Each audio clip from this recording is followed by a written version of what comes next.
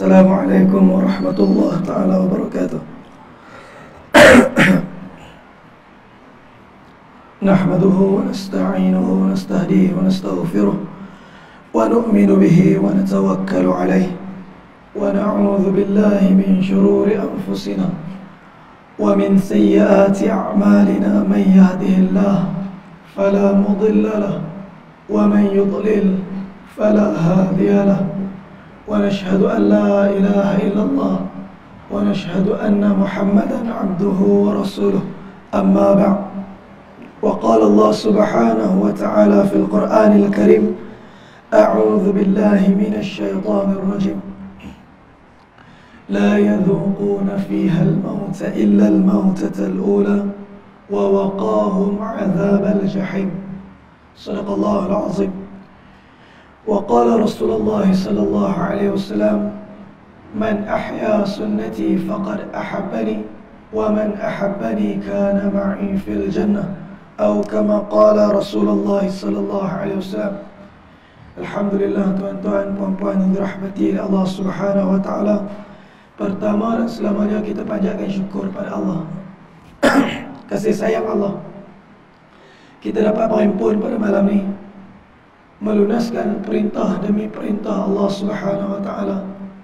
Kerana sampai satu saat dan ketika langkahan kaki kita semua akan berhenti, suara kita semua takkan kedengaran lagi, mata-mata kita takkan dapat melihat lagi, diri-diri kita takkan dapat bergerak lagi, sampai pada satu saat ketentuan Allah, penghujung kehidupan pasti akan sampai pada saya dan tuan-tuan semua. Sebab tu kehidupan yang sedang Allah bagi ni peluang yang besar untuk kita menghidupkan keseluruhan perintah-perintah Allah. Jadi tuan-tuan yang dirahmati Allah Subhanahu wa taala, saya minta maaf setiap kali mai jumpa tuan-tuan suara tak apa okey. Ingat hari tu mai pun sama juga. Hari tu mai pun sama, suara tak ada juga. Mai kali ini jumpa tuan-tuan suara tak ada lagi. Ni suara ni Allah punya, tak boleh nak kawal. Apabila kita faham satu perkara itu milik Allah, selagi nikmat itu Allah bagi kepada kita, syukur itulah benda yang paling besar. Sebab sampai satu saat dan ketika tak kala melangkah tinggalkan dunia, berapa ramai manusia yang Allah rakamkan perkataan mereka kerana penyesalan di atas segala perkara yang mereka tak sempat nak syukur atas dunia. Sebab tu untuk buat keputusan seperti mana firman Allah Subhanahu wa taala dalam Al-Quran, surah Luqman ayat ke-12. Sebelum Allah menceritakan segala nasihat Luqmanul Hakim pada anak dia, Allah memesan satu pesanan yang cukup penting. Anishkur lillah wa man yashkur fa innama yashkuru li nafsih. Allah perintahkan bersyukurlah pada Allah, kerana natijah syukur tu sikit pun tak ada kena-mengena dengan Allah. Sebab Allah tak perlukan walaupun sedetik syukur saya dan tuan-puan semua. Allah tak memerlukan ucapan terima kasih dan syukur daripada kita. Tetapi Allah sebut dalam ayat tadi, wa may yashkur, barang siapa yang bersyukur, fa innama yashkuru li nafsih, maka sesungguhnya dia sedang bersyukur pada diri dia sendiri. Allah balikkan natijah syukur kepada orang yang bersyukur itu sendiri. Wa man kafar, Allah beritahu tentang daripada syukur kufur. Barang siapa yang kufur, Inna Allah, maka sesungguhnya Allah Ghaniyun Hamid, dia maha kaya dan pujian semua hanya untuk dia. Sebab tu orang yang paling berilmu dalam dunia ni siapa? Tuan-tuan, satu orang mai jumpa Nabi, satu orang sahabat mai jumpa Nabi. Dia kata, ya Rasulullah, aku nak jadi orang yang paling alim dalam semua manusia. Lagu mana ya Rasulullah? Nabi tak beritahu kat dia ni, sagi balik hafal hadis ni, sagi balik hafal Al-Quran ni. Nabi menyebut satu kalimah yang cukup pendek dan cukup mudah dia faham. Nabi kata, ittaqillah takun a'laman nas. Bertakwalah pada Allah, kamu akan jadi manusia yang paling alim di kalangan seluruh manusia. Allah meletakkan nilai takwa sebagai satu titik tolak kealiman seseorang itu. Innama yakhshallah min ibadihil ulama. Yang paling takutkan Allah, mereka inilah ulama. Bukan yang paling banyak hafal benda. Beza orang yang berilmu dengan orang yang bermaklumat. Kata Imam Malik, laisa ilm bikasrat riwayat, wa innama huwa nurun yaj'alahu fi qalbil mu'min. Imam Malik menegaskan, ilmu ni bukan riwayat-riwayat yang kamu hafal. Ilmu ni bukannya hadis-hadis Quran yang kamu hafal. Akan tetapi ilmu ni ialah kesan, cahaya yang Allah bentuk di dalam hati orang yang beriman, sehingga dia faham dalam kehidupan ni dia bukan siapa-siapa. Dia cuma hamba kepada Tuhan yang Maha Esa. Dia melangkah dengan mentaati perintah Allah. Dia melangkah dengan menyempurnakan sunnah-sunnah Nabi SAW. Tuan-tuan, sebab tu Al-Imam Al-Dhahabi rahimahullah ta'ala anhu menyebut dalam kitab dia Sir Alamun Nubala berkenaan seorang sekumpulan pemuda yang keluar bermusafir sampai dalam hutan. Pemuda-pemuda ni penat. Mereka buat keputusan untuk berehat dalam hutan. Tuan-tuan, malam tu Allah menguji iman-iman mereka. Masa mereka tengah tidur, salah seorang ahli jemaah bangun untuk tunaikan tahajud. Tengah-tengah solat tahajud, tuan-tuan, Allah uji. Mai sekok singa. Sekok singa mai menyebabkan jemaah hak tengah tidur tadi berselerak habis pakai abat pokok. Hak tengah tidur mangkit habis pakai abat pokok. Melainkan yang tengah solat. Yang tengah solat teruskan solat. Yang tengah solat sikit pun tak terkesan dengan singa. Sehingga kan sahabat-sahabat dia duduk atas pokok tadi duduk tengok. Kata hak ni sakit mampu. Dia tak lari. Singa tu pusing dia sekali. Singa tu pusing dia 2 kali. Singa tu pusing dia 3 kali. 7 kali singa tu pusing dia. Akhirnya singa tu pergi dan tinggalkan jemaah tadi. Akhirnya sahabat-sahabat tadi turun. Dan lepas selesai kawan lepas solat, lepas main tanya. Lepas kata singa main pusing, hang tak lari. Tuan-tuan, apa jawapan dia? Orang yang beriman kepada Allah dengan iman yang sebenar ni lain cara dia pandang dunia. Dia tengok sahabat dia. Dia kata, demi Allah, aku malu di saat aku berada di hadapan Allah, mengabdikan diri kepada Allah, dalam keadaan aku takut dengan makhluk ciptaan Allah. Aku malu untuk takut kepada selain daripada Allah di saat aku berada di depan Allah. Tuan-tuan, kita tak diuji macam tu. Wallahi, saya sendiri, kita tak tahu tahap iman kita yang sebenar macam mana.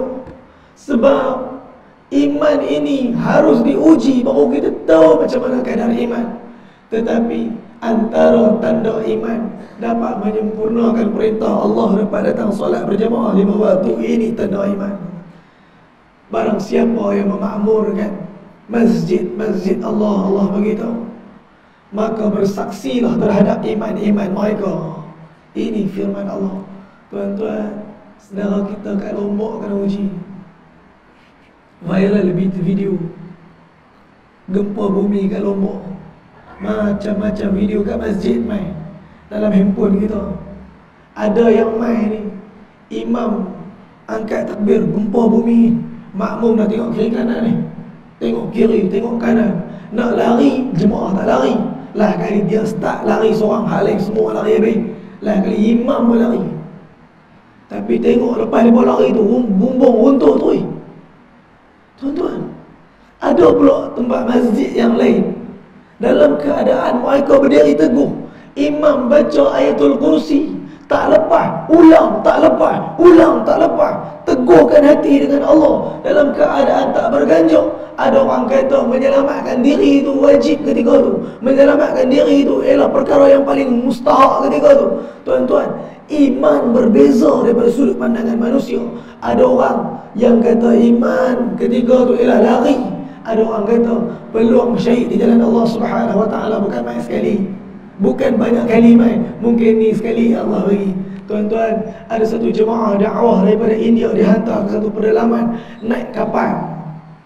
Cerita ni lama saya dengar dekat masjid di Kuala Lumpur itu. Begitu jemaah kami yang itu Allah uji atas kapal tu, orang Malaysia kena bot, kapal kena pukul ombak. Bila kapal kena pukul ombak, tuan-tuan, dia punya ketua jemaah angkat tangan, Allahumma rzuqna syahadatan fi sabilik. Tu dia ketua jemaah punya doa, ya Allah, rezekikan kami untuk syahid di jalan kau. Tuan-tuan, ahli jemaah angkat tangan juga, ya Allah, bukan lo, ya Allah, bukan lo, lain kali ya Allah. Jemaah minta lain kali, ketua jemaah minta nak syahid, ahli jemaah kata lain kali, bukan lo ya Allah, bukan lo. Dok ingat anak, dok ingat bini. Lepas tu laut jadi lo balik. Ketua jemaah kata, hampa tahu Allah nak bagi peluang kita syahid, hampa minta tak mau syahid. Hampa ingat peluang ni main berapa kali. Tuan-tuan, memandang dunia ni daripada kacamata iman cukup cantik. Dalam kehidupan yang sedang Allah uji ni, ramai orang yang terkesan, termasuk saya sendiri, dengan ujian dunia. Sebab dunia ni kata Allah, ya'lamuna zahiran minal hayatid dunya wa hum anil akhirati hum ghafilun. Allah sebut dalam surah Ar-Rum ayat 7, bila mereka dibentangkan dengan dunia dan ditanya tentang zahir dunia, apa saja tentang dunia, mereka tahu dan arif berkenaan dengan dunia. Tapi bila mai pasal akhirat, Allah kata mereka lalai. Sebab akhirat ni benda tak nampak, tuan-tuan. Sebab tu taubat ni benda besar. Hari ni kita nak bincang tentang air mata. Air mata ni terbahagi kepada beberapa jenis. Ada air mata yang mengalir kerana takut akan makhluk. Ada air mata yang mengalir disebabkan diuji dengan ujian yang teruk. Ada air mata yang mengalir kerana gembira. Ada air mata yang mengalir kerana begitu rindukan Allah Subhanahu Wa Taala. Air mata yang keluar mempunyai nilai yang berbeza-beza. Apabila iman masuk dalam hati manusia, air mata yang akan menyamai air mata para sahabat radhiyallahu taala anhum ajma'in. Saya nak baca satu hadis pada tuan-tuan pada malam ni daripada kitab Muntakab Hadis dalam bab kalimah iman. Pada hadis yang ke-45, an Makhul rahimahumullahu taala anhu yuhaddithu qala jaa shaykhun kabirun harimun qad saqata hajibahu ala aynayhi. Hadrat Makhul, satu orang tabi'in, menceritakan bahawa telah datang satu orang lelaki yang sangat tua. Dalam keadaan begitu tua lelaki ni, diceritakan bahawa kening dia labuh sampai tutup mata. Nak bagi tahu punya berumur lelaki ni, punya tua umur dia, kening dia labuh sampai tutup mata dia. Lantas faqala, ya Rasulullah, rajulun ghadara wa fajara wa lam yada' hajatan wala dajatan illa iqtatafaha biyaminih law qusimat khati'atuhu baina ahli al-ardi la'awbaqathum fahal lahu min taubatin. Lantas dia jumpa Nabi, dia kata, ya Rasulullah, ada seorang lelaki, dia sangat banyak menipu, sangat banyak buat maksiat, semua kehendak keinginan nafsu dia ikut, yang halal dia buat, yang haram dia buat. Dosa dia terlampau banyak. Seandainya lah dosa-dosa ni dibahagi-bahagikan kepada seluruh penduduk bumi, nescaya seluruh penduduk bumi akan binasa kerana dosa dia. Tuan-tuan, dia takutkan dosa yang dia buat akan beri mudarat kepada diri dia. Dia datang jumpa Nabi dengan kerisauan ni. Tapi kalau tuan-tuan perhati balik hadis ni, dia tak kata, ya Rasulullah, aku ni banyak dosa. Tak. Satu orang tanda dia bertaubat kepada Allah, dia malu dengan apa yang dia pernah buat dulu. Dia tak senang-senang cerita pada orang. Bahkan lelaki ni mai pada Nabi kata rajulun. Dia tak kata ana. Dia kata seorang lelaki. Dulu ada seorang lelaki yang banyak menipu, banyak buat dosa. Tuan-tuan, Nabi ni muallim, Nabi ni guru. Bila Nabi tengok kepada pelajar-pelajar dia, Nabi tahu sesungguhnya lelaki ni dia main nak cerita pasal diri dia, tetapi dia malu dengan keaiban dia. Lantas dia kata ada seorang lelaki buat dosa. Banyak sangat dosa ni, kalau bahagi kat seluruh penduduk bumi hancur habis Rasulullah. Kalau dia taubat, Allah terima tak taubat dia? Nabi tengok lelaki ni, Nabi tanya satu soalan. Aslamta? Kamu Islam? Tuan-tuan, Nabi tanya satu soalan kat dia. Nabi tak kata lelaki tu Islam tak. Nabi tahu yang dia cerita ni pasal diri dia. Nabi tanya, aslamta, kamu Islam? Lantas dia jawab, amma ana fa ashhadu an la ilaha illallah wahdahu la syarika lahu wa anna Muhammadan abduhu wa rasuluh. Dia kata, wahai Rasulullah, bahkan aku bersaksi bahawa tiada Tuhan selain Allah. Bahkan aku bersaksi bahawa Muhammad, yakni engkau adalah hamba dan pesuruh Allah. Nabi dengar perkataan penyaksian iman lelaki ni. Nabi kata, fa inna Allah ghafirul lak ma kunta kadzalika wa mubaddilu sayyi'atika hasanatin. Nabi kata, wahai fulan, sesungguhnya dengan penyaksian kamu, iman kamu ni, maka sesungguhnya Allah mengampunkan semua dosa kamu. Bukan sekadar itu, kata Nabi, Allah menukarkan segala keburukan dosa kamu kepada kebaikan. Tuan-tuan, bila satu orang tu bertaubat, baiknya Allah kepada kita bukan hanya dosa-dosa tu diampunkan, bahkan Allah menukarkan dosa-dosa tu kepada kebaikan. Sehingga lelaki itu terkejut dengan jawapan Nabi. Dia kata, ya Rasulullah, wa qadarati wa fajarati, semua tipu daya aku, semua dosa aku, adakah semua Allah ampunkan, wahai Rasulullah? Nabi tengok lelaki ni, Nabi kata, wa qadaratika wa fajaratika, semua tipu daya kamu, semua kesalahan dosa-dosa kamu, semua Allah ampun, kata Nabi. Punya gembira lelaki ni sehingga fawalla ar-rajulu yukabbiru wa yuhallilu. Dia terlampau gembira dengan perkataan Nabi, dengan keampunan Allah. Dia beredar meninggalkan Nabi dalam keadaan dia bertakbir, dia bertahlil. Tuan-tuan, ini Allah yang mungkin kita tak nampak kebaikan Allah daripada keampunan Allah di saat kita buat dosa. Tapi kita kena ingat, memang Allah ampunkan setiap daripada dosa, tak kala kita minta ampun kepada Allah. Tetapi tak patut keluar daripada mulut kita, tak apalah, aku ulang dosa ni pun kali aku minta ampun, Allah ampunkan. Ini perkataan orang yang tak malu dengan Allah. Berapa ramai orang yang berulang-ulang buat dosa, lepas tu dia kata tak apa, Allah kan maha pengampun. Ni zaman law, tuan-tuan. Kami turun jumpa dengan anak muda dekat tengah-tengah Kuala Lumpur. Anak-anak muda tukang jantina, anak-anak macam-macam ramai. Ada mereka kata apa? Mereka kata, Ustaz, kalau Allah sayang kami, Allah dia faham kami, mesti dia suka apa yang kami suka. Kami suka buat lagu ni, kalau Allah sayang kami, mestilah dia suka apa yang kami suka buat. Tuan-tuan, ada orang yang salah faham dengan kecintaan Allah Subhanahu Wa Taala. Nak jawab apa dengan mereka? Kami cuma tengok, saya cuma beritahu, bila Allah menetapkan satu benda itu betul, yang betul itu betul. Bila Allah kata benda tu salah, yang salah tu salah. Yang salah takkan jadi betul, yang betul takkan jadi salah.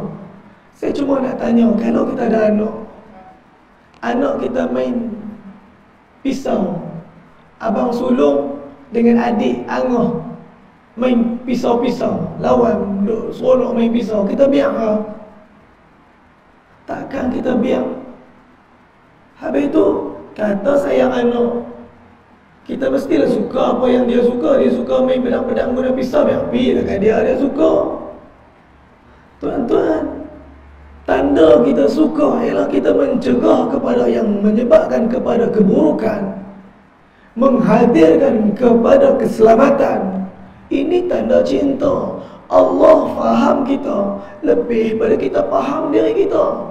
Sebab tu bila Allah larang satu benda, maksud dia benda tu tak baik untuk kita. Allah sebut dalam Al-Quran, wa asa an taqrahu syai'an wa huwa khairul wa asa an taqrahu syai'an wa huwa khairul lakum. Adakala kamu benci satu benda, tapi benda tu baik untuk kamu. Kamu tak suka main masjid, benda tu baik untuk kamu. Kamu tak suka sembahyang, benda tu baik untuk kamu. Kamu tak suka sedekah, benda tu baik untuk kamu. Kamu tak suka puasa, benda tu baik untuk kamu. Kamu tak suka sunnah-sunnah Nabi, benda tu baik untuk kamu. Wa asa an tuhibbu syai'an wa huwa syarrul lakum. Ada kala kata Allah, kamu suka satu benda, tapi benda tu tak baik untuk kamu. Kamu suka buat dosa ni, kamu suka fitnah, kamu suka mengumpat seronok tuan-tuan. Daripada seorang, orang kedua, orang ketiga, orang keempat, makin rancak mengumpat, makin seronok. Tapi Allah kata benda tu tak baik untuk kamu. Mencuri, menambahkan harta, bukan rezeki, menambahkan harta. Kan bagus, riba nambah harta. Kita nampak hakikatnya riba menambahkan harta tapi mengurangkan rezeki. Sebab rezeki dan harta ni dua benda berbeza. Tuan-tuan, Allah kata benda yang kadang-kadang kamu suka tak baik untuk kamu. Wallahu ya'lamu wa antum la ta'lamun. Allah tahu apa yang kamu tak tahu. Jadi hidup ni taat sungguh-sungguh pada Allah, kamu akan berjaya. Faqad faz, maka kamu akan berjaya. Tuan-tuan, sebab tu bila menghadirkan diri kepada taubat yang sungguh-sungguh seperti para sahabat. Satu orang sahabat mai jumpa Nabi, dia tak boleh duduk tenang dengan dosa dia. Dia mai pada Nabi. Sayyidina Ma'is bin Malik radhiyallahu ta'ala anhu, dia kata, zanaitu ya Rasulullah fatahirni. Wahai Rasulullah, aku berzina, bersihkan aku. Tuan-tuan, apa Nabi buat? Nabi tak buat macam kita. Kita dengar kalau ada orang main bentang dosa kat kita, astagfirullahalazim, sungguh hang ni apa teruk sangat ni, inna lillahi wa inna ilaihi raji'un. Aku pun tak tahulah mana nak jadi, apalah nak jadi kau. Mungkin kita melihat dosa yang orang buat teruk sungguh kat dia. Tapi Nabi dah, orang main dengan dosa. Nabi lah orang yang paling berjuang dalam agama ni. Nabi lah orang yang paling sayangkan umat ni. Nabi lah orang yang paling bagi ruang dan peluang kecintaan Allah pada umat ni. Bila orang main dengan dosa bentang depan Nabi, kata, ya Rasulullah, zanaitu, aku berzina, bersihkan aku. Nabi pusing. Nabi tak kata apa langsung, Nabi pusing. Sahabat tadi tengok keadaan Nabi lagu tu, dia pusing lagi pergi depan Nabi. Dia kata, ya Rasulullah, tolonglah bersihkan aku berzina ni, ya Rasulullah. Dia tak boleh nak duduk kerana dia merasakan beban dosa tu pada dia. Hari ni kita mungkin rasa dosa ni macam lalat atau peh-peh. Tak apa, Allah kan Maha Pengampun. Tuan-tuan, menyangka, bersangka baik dengan Allah itu satu nilai dan perintah Allah. Tetapi mengharapkan keampunan Allah, takut mati dalam keadaan tanpa mendapat keampunan Allah, ini iman. Bila Ma'is bin Malik kali kedua katakan Nabi lagi tu, Nabi pusing kali kedua. Nabi bagi isyarat kat dia, hampir taubatlah ke Allah. Dia tak boleh duduk. Dia pusing lagi sekali kat Nabi. Kata, ya Rasulullah, aku sungguh-sungguh berzina ni. Tolonglah pusingkan aku. Nabi kata, la'allaka khams, mungkinkah hang cuma pegang-pegang, hang cium-cium, tak sampai tak berzina. Pi. Tuan-tuan, kali keempat Nabi pergi kat dia. Dia pergi kat Nabi, kata, ya Rasulullah, sungguh aku berzina, ya Rasulullah. Tolonglah pusingkan aku 4 kali, tuan-tuan. Akhirnya dia rejam sahabat ni. Dia rejam Ma'is bin Malik ni. Akhirnya meninggal dunia Ma'is bin Malik ni. Dalam keadaan Nabi melihat meninggalnya Ma'is bin Malik, adakah Nabi seronok? Kita kadang-kadang kalau dapat tunaikan satu hukum, tuan, badan muka mau nak tahu, biar dia belajar sikit. Nabi bukan lagu tu. Nabi bila mana hudud ditunaikan, hukum-hukum Allah dilangsaikan, Nabi menangis, tuan-tuan. Nabi menangis. Dalam keadaan taubatnya Malik bin Dinar mengalirkan air mata Nabi SAW. Jantung-jantung mereka betul-betul mencintai Allah, sehingga mereka tak boleh duduk dalam dosa-dosa yang mereka rasa Allah belum ampunkan lagi dosa-dosa ni. Hari ni berapa banyak dosa yang kita dah buat, kita lupa apa dengan dosa-dosa tu. Bahkan kita rasa kita kadang-kadang lagi baik pada orang. Permulaan kehinaan seseorang daripada umat Nabi SAW bila dia mula rasa dia lagi mulia pada orang lain, bila dia rasa dia lagi baik pada orang lain, maka ketika tu dia lagi teruk pada orang lain. Maka kalau kita nak jadi baik pada orang lain, sentiasalah rasa dah, aku tak pandai, aku tak erti, aku tak bagus, orang lain lagi bagus daripada aku cuma hamba pada Tuhan yang Esa. Sebab tu tuan-tuan, para sahabat Nabi radhiyallahu ta'ala anhum diajar oleh Nabi daripada nasihat Luqmanul Hakim. Nak jadi orang baik, tuan-tuan, tinggal lupakan 2 benda, ingat 2 benda. 2 benda yang kita kena sentiasa ingat daripada kehidupan kita. Yang pertama, ingat apa saja keburukan kita yang kita pernah buat ke orang. Buruk dosa kita pernah buat ke orang, ingat sampai mati, supaya kita tak rasa kita lagi baik pada dia. Ya Allah, dulu aku pernah buat lagu ni kat dia, ya Allah, rasa bersalah. Setiap kali nampak muka dia rasa, ya Allah, rasa bersalah, walaupun dia dah maafkan kita. Yang kedua, yang pertama, ingat keburukan kita pernah buat kat dia. Yang kedua, ingat sentiasa kebaikan orang kat kita. Dia pernah buat baik kat aku sekian-sekian, walaupun baik tu pada orang lain kecil ya, tapi ingatlah kebaikan orang kat kita. Maka kita akan merasa orang lagi baik pada kita, dan hati kita akan mula tadarru' dengan Allah Subhanahu wa taala. Lupakan 2 benda. Yang pertama, lupakan keburukan orang dengan kita. Tak ada apa, dia tak pernah buat salah apa pun kat aku. Okey, dia baik ni. Walaupun dia pernah fitnah kita, walaupun dia pernah menipu kita, walaupun dia pernah buat teruk kat kita, kita kata tak ada apa.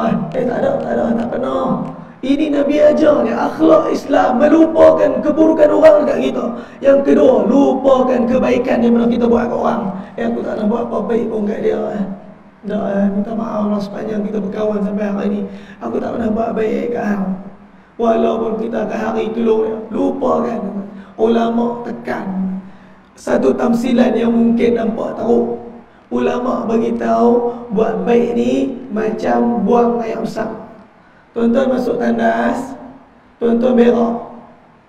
Tuan-tuan, lepas berak tu, ada kata kenal dengan taik tadi? Duduk melenggung, tak ingat taik tadi color apa, taik tadi ni keras ke cayak. Tuan-tuan, tak ada orang hak berak tak ingat kat taik dia, tak ada. Lepas dia berak, dia flash, taik tu pun masuk, dia pun tak pernah ingat kat taik dia. Ulama beritahu, begitulah tamsilan kebaikan. Buat baik, lupakan baik yang kita buat. Aku tak nak buat baik apa tadi. Semoga Allah terima apa yang aku buat tadi ya. Dah cukup, Alhamdulillah, dah tak ada apa dah. Hak tadi lepas, settle lah. Tuan-tuan, ini Islam ajaran. Bila kita buat sesuatu kebaikan, lupakan kebaikan tu. Kerana hati yang lunak untuk bertaubat ialah hati yang merasakan nilai yang cukup hina di depan Allah Subhanahu wa taala. Kalau kita main dengan rasa mulia di depan Allah, kita angkat tangan, kita kata Allahumma ghafirli, ya Allah ampunkan aku, tapi nilai keampunan tu tak ada pun. Kita cuma cakap kat sini, bukan daripada sini, tuan-tuan. Sebab tu satu orang tabi'in, Saya nak cerita satu kisah ni kat tuan-tuan yang dirahmati oleh Allah Subhanahu Wa Taala semua.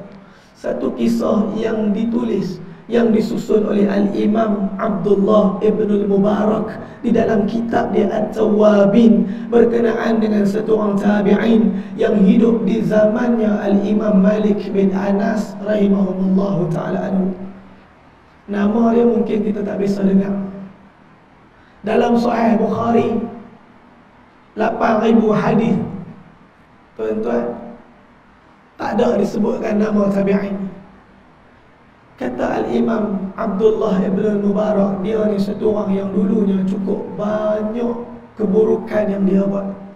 Hari-hari berlalu daripada kehidupan dia dengan arak, sehingga kan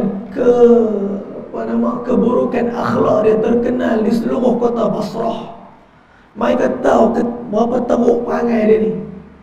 Orang lain yang minum arak di kota Basrah menyembunyikan maksiat yang mereka buat. Tetapi lelaki ni, walaupun di tengah khalayak ramai, dia pegang botol arak sikit pun tak rasa bersalah. Dia tak peduli orang kata apa kat dia. Dia tak ada sifat malu. Cuma satu hari tu, tuan-tuan, hari yang mengubah kehidupan. Di saat dia tengah tunggu kawan-kawan dia main untuk minum arak dekat dalam rumah dia, di saat tu dia nampak perhimpunan di depan rumah dia, ramai orang merhimpun depan rumah dia, mengelilingi satu orang lelaki yang sedang berada di atas keldai. Dia pun heran, siapa lelaki ni? Begitu dimuliakan, begitu dihormati. Akhirnya sifat ingin tahu dia menyebabkan dia membelah orang ramai. Sampai ke tengah, dia tanya, hang siapa? Tuan-tuan, kita kalau tak kenal orang, kita tak buat perangai lagu tu. Tiba-tiba Habib daripada Indonesia main turun dekat airport, tengok ramai orang menaruh serbu dan kita pergi depan, kita tahan Habib. Siapa? Tuan-tuan, orang Penang kata apa? Orang Penang kata ni kita panggil kuajang. Apa panggil lagu ni? Kenal orang pun tak, tiba-tiba main siapa? Tuan-tuan, begini sifat lelaki tadi, sehingga kan orang ramai tertumpu kepada dia. Mereka kenal dia, mereka tahu betapa samsingnya dia ni. Mereka cuba menjelaskan kepada dia. Mereka kata, hang tak kenal ini siapa? Ini satu orang imam yang cukup masyhur dengan ketinggian ilmu dia. Inilah Al-Imam Asy-Syu'bah rahimahullah. Tuan-tuan, dia dengar nama Imam Syu'bah, dia kata, Imam Syu'bah sebenarnya. Tuan-tuan, memang dia tak kenal. Satu orang yang bukan ahli dalam satu bidang, dia takkan kenal orang dalam bidang tu. Kalau tuan-tuan tak minat bola, tanya tuan-tuan, tanya Cristiano Ronaldo kelab apa, tuan-tuan boleh jawab? Tak boleh jawab sebab kita tak minat bola. Cristiano Ronaldo kelab apa pun tak boleh jawab. Dia main negara apa pun belum tentu kita tahu. Tapi kalau orang minat bola, dia kata dia tak kenal Cristiano Ronaldo, dia bohong.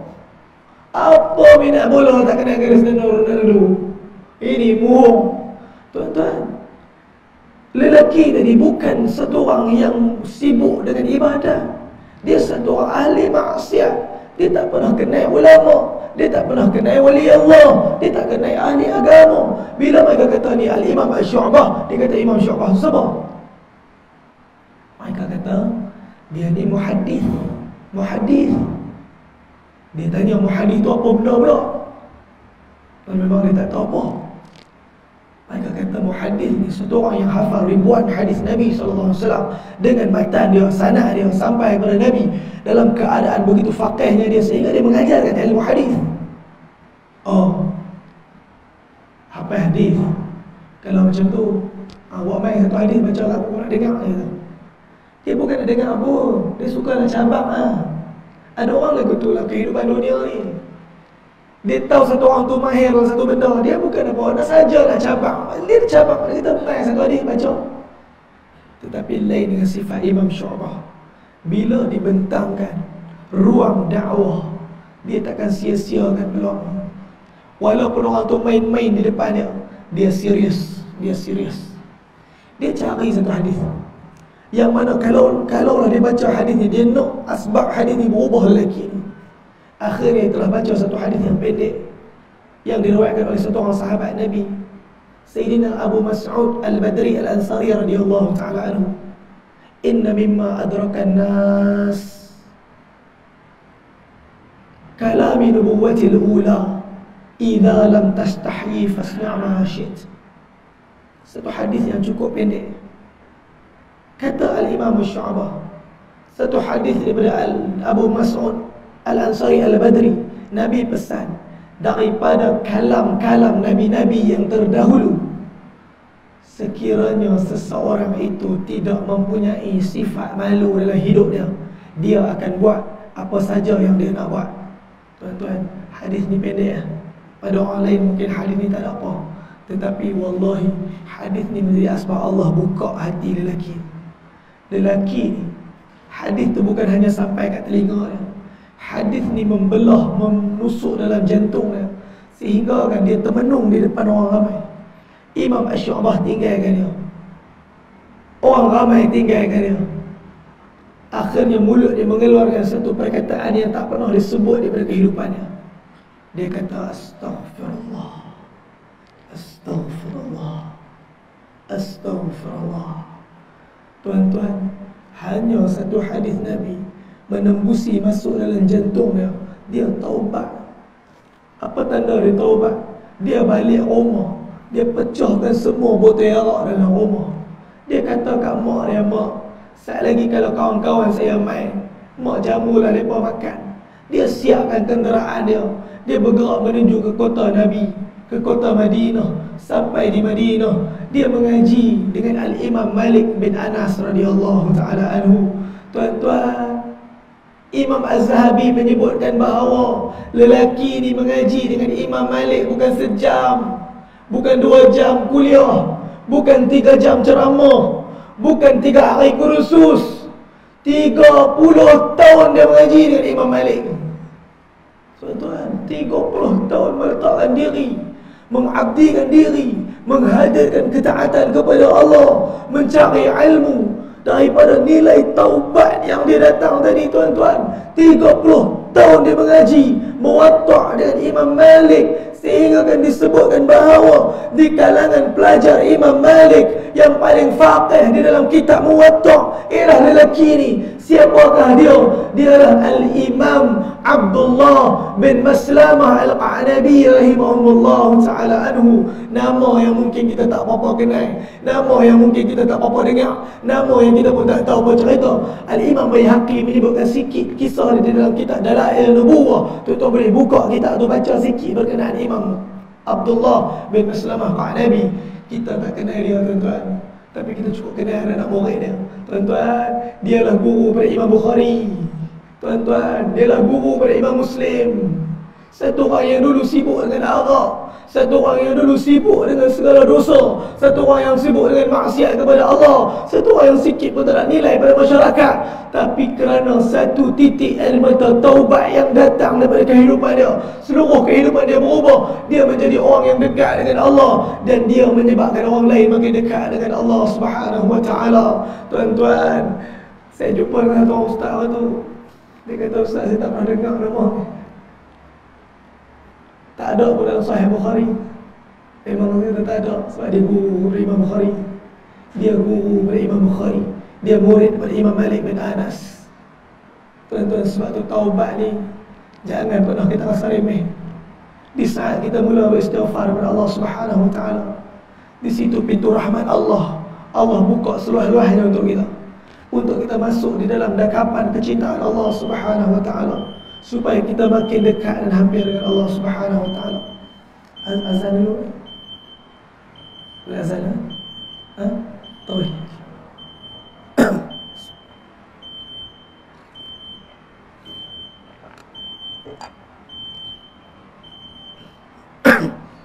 Tuan-tuan, boleh nak kita terus sikit lagi? Tuan-tuan tak apa, balik lagi 10 minit, 5 minit sampai rumah. Saya 5 jam ni mai satu kuliah, tuan-tuan, punya masjid. Tuan-tuan, ini nilai taubat. Taubat ni cukup besar. Sebab tu ulama bagi satu tamsilan. Ramai orang yang dia menangguhkan taubat dia, sehingga kan malakatul maut cabut nyawa dia dulu sebelum dia sempat mengucapkan istighfar daripada mulut dia. Satu tamsilan yang begitu cantik. Ulama menamsilkan berkenaan dengan seekor rusa. Tuan-tuan, biasa tengok rusa. Rusa ni bukan macam kambing. Kambing kita tengok rasa lapang, dia dekat-dekat raya korban pula. Tuan-tuan, rusa ni cantik Allah ciptakan dia. Badan dia bercorak cantik, tanduk dia begitu cantik dan indah. Ulama beritahu ada seekor rusa yang setiap hari dia puji diri dia. Dia puji tanduk dia.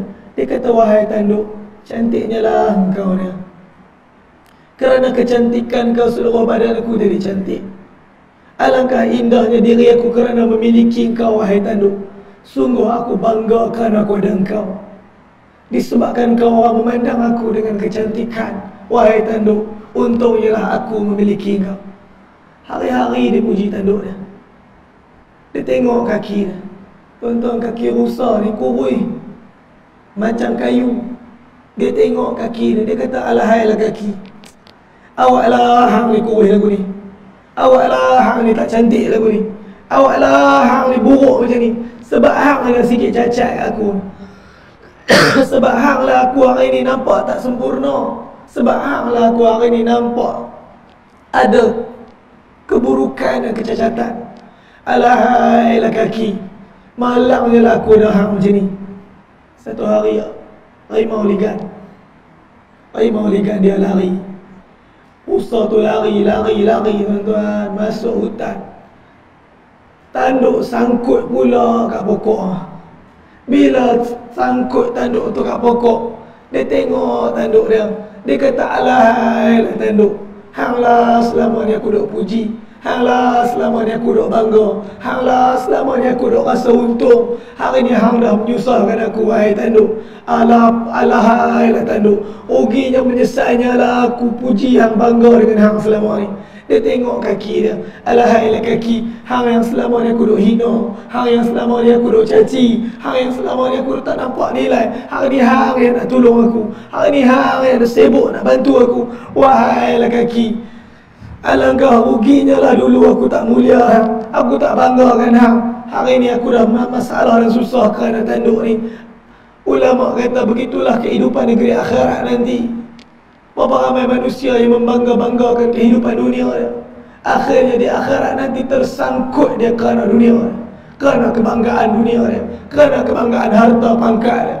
Dekat akhirat nanti dia tersangkut kerana dunia dia. Amalan saleh yang dia remeh-remeh atas dunia, iman yang tak usah atas dunia, yang dia rasa begitu rugi, begitu tak ada nilai, begitu menghadirkan satu keadaan keburukan pada diri dia. Bila orang nampak pakai kepiah, orang kata, oh Masya Allah, warak budak ni, malu orang kata lagu tu. Dalam keadaan macam tu, di akhirat dia kata, alahailah diri tu, kenapalah aku tak sempat nak bersyukur, berusaha di atas segala keadaan iman ke dunia ni. Wahailah Allah, kalaulah ada kehidupan sekali lagi, pasti aku akan takkan sia-siakan kehidupan. Pasti akan aku hadirkan ketaubatan yang sungguh-sungguh pada engkau. Tuan-tuan, peluang atas dunia ni sekalian, peluang atas dunia ni sekalian. La yazuquna fiha al-mauta illa al-mautata al-ula wa waqahum 'adzabal jahim. Tak akan merasa mati setelah mati pertama yang mereka rasa atas dunia. Sekali ya mati, tuan-tuan. Sebab tu bila kita hidup ni, untuk kita berusaha menangis satu perkara yang cukup besar. Nilai saya dan tuan-tuan bukan disebabkan pangkat kita. Nilai kita semua ialah disebabkan iman yang ada dalam jantung kita, taubat yang keluar daripada bibir kita, kerisauan yang hadir daripada jiwa dan fikiran kita. Tuan-tuan, saya nak tutup dengan betapa besarnya nilai orang Islam, supaya hari ini kita orang Islam bangkit daripada tidur yang panjang. Orang Islam tengah tidur, tuan-tuan. Anak-anak muda kita tengah tidur. Saya sendiri yang cakap pun belum betul-betul bangkit lagi. Pada tahun 2223 Hijriah, ketika zaman Khalifah Abbasiyah, di zaman kekhalifahan Mu'tasim rahimahumullahu ta'ala anhu, Islam menguasai 2/3 dunia. Kerajaan Islam jauh sampai ke Turki. Benteng Hamuriah, benteng terakhir Islam. Di hujung yang setelah itu ialah tentera Kristian Rom. Tuan-tuan, kisah ni banyak tertulis dalam kitab-kitab.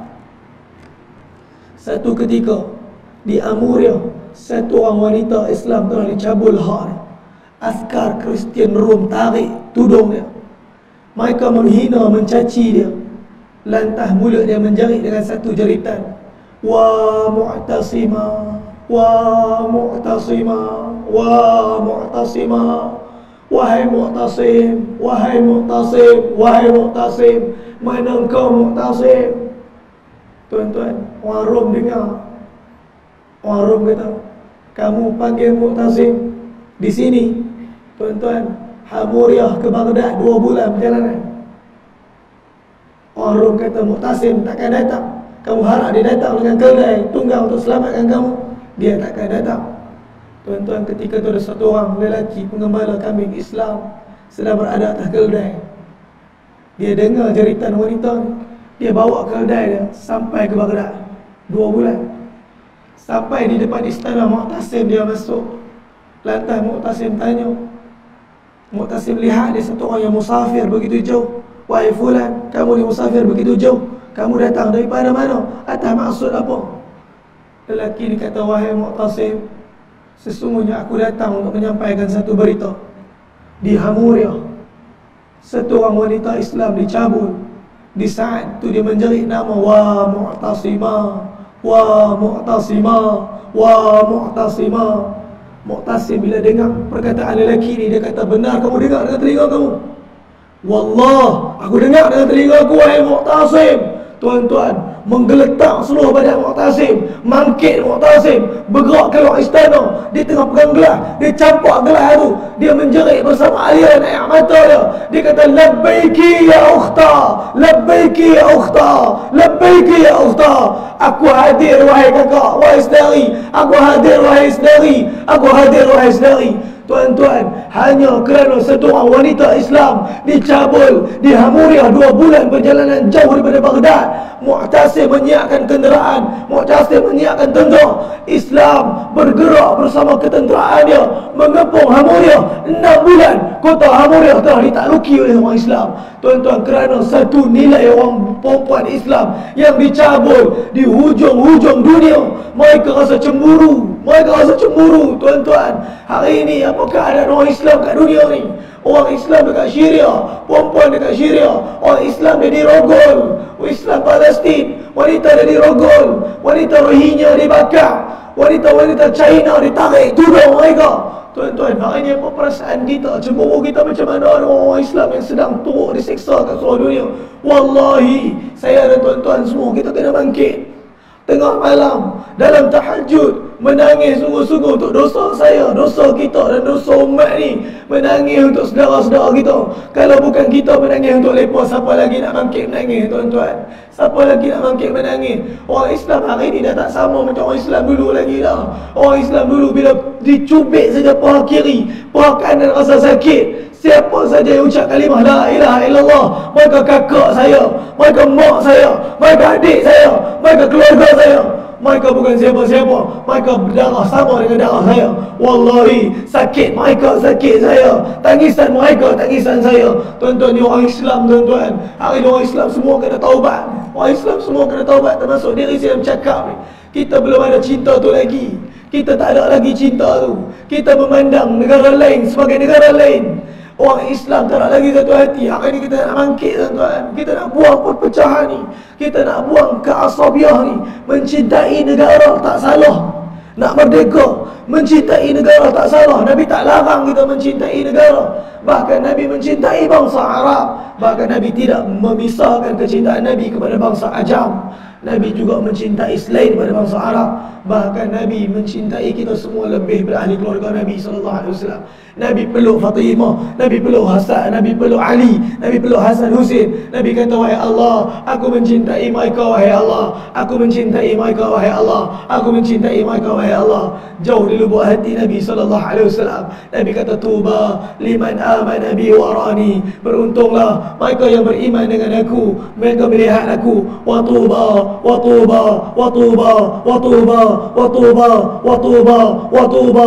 Beruntunglah, beruntunglah, beruntunglah, beruntunglah, beruntunglah, beruntunglah, beruntunglah liman amana bi wa lam yarawni. Siapa-siapa beriman dengan aku tapi sekalipun mereka tak pernah melihat wajah aku. Nabi mencintai sahabat. Sayup mata Nabi memandang kepada saya dan tuan-tuan pada malam ni. Hari mana kecintaan tu tuan-tuan? Wallahi, pecahkan malam-malam kita dengan tangisan tuan-tuan. Pecahkan malam-malam kita dengan derayan air mata. Sampai bila kita nak nyenyak tidur tuan? Orang Islam tidur hari ni. Orang Islam tak bangkit tengah malam. Tuan-tuan, Syekh Maulana Umar Palampuri baca satu syair. Qum ya habibi, bangun kekasihku, bangun, kam tanamu. Berapa banyak lagi kau nak tidur? Tuan-tuan, inna syamsa wal qamaru la yanamu. Sesungguhnya matahari dan bulan langsung tak pernah tidur. Qum ya habibi, bangkit, bangkit kekasihku, bangkit. Kam tanamu. Berapa banyak lagi kita nak tidur? Talibul jannah la yanamu. Orang yang kata dia nak syurga, dia takkan lena tidur. Qum ya habibi, bangkit kekasihku, bangkit. Kam tanamu. Berapa lagi kita nak tidur? Khaifun nari la yanamu. Orang yang kata dia takut neraka, dia takkan nyenyak tidur. Qum ya habibi, bangkit kekasihku, bangkit. Kam tanamu. Banyak lagi kita nak tidur. Innal malakatul maut la yanamu. Sesungguhnya malaikat maut tak pernah tidur. Tuan-tuan, tidur orang Islam dalam kubur, tidur orang Islam dalam kubur. Kurangkan tidur atas dunia supaya kita boleh lena dalam kubur. Takut-takut kerana kenyenyakan tidur kita atas dunia menyebabkan kita tak boleh tidur dalam kubur ni. Semoga Allah bagi kebaikan pada saya dan tuan-tuan pada malam ni, pada sedikit perkongsian kita pada malam ni, supaya saya sendiri mengambil iktibar atas apa saya sampaikan dan tuan-tuan mendapat manfaat apa yang tuan-tuan dengar. Sebelum saya tutup ni tuan-tuan, saya nak iklan sikit lah. Saya dah bawa buku doa dekat belakang, mana kawan saya letak belakang sana kot. Itu saya dah bawa dekat tuan-tuan. Mungkin ada tuan-tuan yang tak ada nak dapatkan lagi, tuan-tuan boleh dapatkan dekat belakang, insyaAllah. Saya himpun banyak doa dalam ni yang Nabi amalkan, yang Nabi ajarkan kepada para sahabat. Antara doa yang saya nak kongsikan pada malam ni, satu doa yang tuan-tuan dah hafal dah pun, cuma kadang-kadang tak ada nak amal. Satu doa daripada hadis riwayat Muslim daripada Sayyidina Abu Hurairah radhiyallahu anhu, menceritakan bahawa telah datang seorang lelaki kepada baginda Rasulullah SAW dan berkata, ya Rasulullah, sepanjang malam aku merasa sakit kerana digigit seekor kalajengking. Baginda SAW menjawab, kalaulah kamu membaca kalimah-kalimah ini, sudah pasti kalajengking tidak memberi mudarat kepada kamu. Tuan-tuan, apa kalimah tu? Pendek ya kalimah tu. A'udzu bikalimatillahi tammah min syarri ma khalaq. A'udzu bikalimatillahi tammah min syarri ma khalaq. Kita pakai doa apa dah, cuma tak dandan nak baca, tak tahu bila nak baca. Abu Hurairah meriwayatkan bahawa baginda Nabi SAW bersabda, barang siapa membaca doa ni 3 kali di waktu petang, nescaya tidak ada apa yang akan membahayakannya pada waktu malam. Allah akan menjaganya pada waktu malam. Suhail rahimahumullah berkata, istriku menghafal kalimah-kalimah ini dan sentiasa membacanya setiap malam. Pada satu malam, seekor serangga berbisa menyengat anak gadisnya yang masih kecil, tetapi dia tidak merasa sikit pun sakit. Tuan-tuan, kita hafallah doa yang simple. Semoga kita istiqamah membaca doa ni. Allah Subhanahu Wa Taala bagi kebaikan kepada kita untuk kita terus maju dalam sunnah Nabi. Dan saya nak iklan juga, insya-Allah pada 25 hari bulan 11 saya akan bawa satu jemaah lah tunaikan umrah. Jadi tuan-tuan, ni umrah musim sejuk. Kita akan bertolak 26 hari bulan 11, kita akan balik pada 6 hari bulan 12. 7 hari dekat Mekah, 3 hari kat Madinah. Jarang-jarang kami buat ajar ni, selalu 5 hari. Yang ni kita lama sikit kat Mekah. Kita relax sikit, bertenang. Kita nak menghayati perjuangan Nabi di mula-mula sekali kat Mekah, betapa Nabi susah berdakwah dekat Mekah. Kemudian kita akan sungguh-sungguh 3 hari di Madinah. Kita akan ziarah Badar, kita akan usaha untuk ziarah Taif, dan kita nak usaha ziarah Taif di Mekah. Kita nak usaha ziarah Abu. Tuan-tuan, antara tempat yang ramai driver tak mau pi, Abu ni tempat apa tuan-tuan? kuburnya mak Nabi SAW, di mana tempat Nabi pernah menangis dulu. Kita nak pergi menangis kat situ. Kita nak belajar menghayati balik dulu. Tang ni jadi sekian-sekian sejarah, tang ni jadi sekian-sekian sejarah. Yang lepas bulan Syaban kami pergi, saya try lah sembang dengan driver, tak lepas lah, tak ada rezeki. Driver, kami dah sampai Badar lah. Saya kata kat driver, Syekh, lah dah kat Badar, pusing sikit lah. Sampai kat Abwa, patah balik, ikut jalan pantai. Kita balik Madinah, ikut jalan pantai, syok sikit. Dia kata apa? Dia kata, syok lah, aku bawa kereta, kau semua tidur. Allah, apa itu memang dia bawa kereta. Takkan kita, kalau kita bawa kereta, kita tak tidur lah. Dia yang bawa kereta, kita tidur pun salah. Orang Arab, biasa dia keras sikit. Jadi tuan-tuan, kalau tuan-tuan ada niat untuk tunaikan umrah musim sejuk ni, boleh ni ada kat belakang, ada pamphlet dia, tuan-tuan boleh tengok. Dan yang ketiga, sahabat saya ada bawa sarang burung kat belakang ni, tuan-tuan yang sakit lutut, susah nak solat. Jadi saya sure tuan-tuan boleh tanya kawan saya kat belakang, ada khasiat-khasiat sikit apa dia tentang sarang burung ni. Antara kebaikan dia, asbab dia ialah penyembuh. Kalau tuan-tuan ada asma lillah, atau boleh ni orang Cina suka nak makan, orang Melayu jarang-jarang makan. Satu sebab sebab mahal. Dia mahal sarang burung.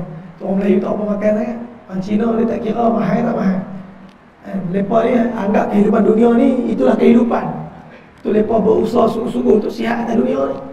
Jadi tuan-tuan boleh tengok kat belakang, ada sahabat saya ada bawa sikit minyak wangi, redak kat belakang sana, tuan-tuan boleh tengok lah nanti. Pergi tengok-tengok lah sikit. Ambil lah seorang satu minyak wangi tu, Masya Allah. Pak Habib buang lah, pergi ringan sikit air dia balik. InsyaAllah tuan-tuan lah. Semoga Allah Ta'ala beri kebaikan, insyaAllah yang baik daripada Allah Subhanahu Wa Ta'ala. Yang tak baik daripada Allah, kelemahan saya, dosa saya minta ampun daripada Allah. Saya minta maaf kepada tuan-tuan perempuan sekalian. Kita doa sikit, semoga amin kepada tuan-tuan pada malam ni. Allah terima doa saya dan tuan-tuan semua, insyaAllah.